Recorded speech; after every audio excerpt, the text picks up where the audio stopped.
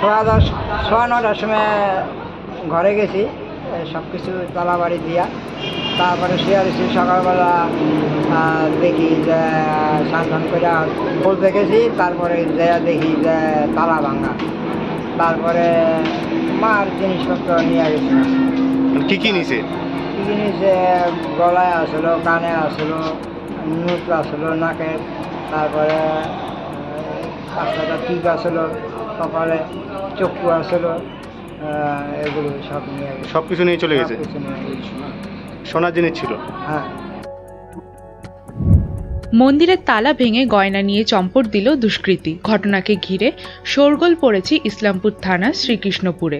জানা গিয়েছে, শনিবার গভীর রাতে বাইপাস মোড় সংলগ্ন জোড়া বটতলা শিবকালী মন্দিরে ঢুকে গ্রিলের তালা ভেঙে সমস্ত গয়না নিয়ে পালিয়ে যায় এক দুষ্কৃতী।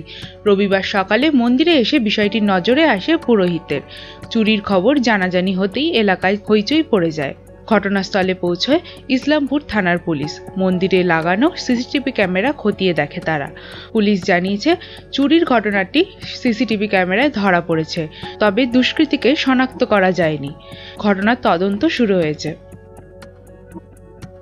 ইসলামপুর থেকে শুভজিৎ চৌধুরীর রিপোর্ট, উত্তরবঙ্গ সংবাদ।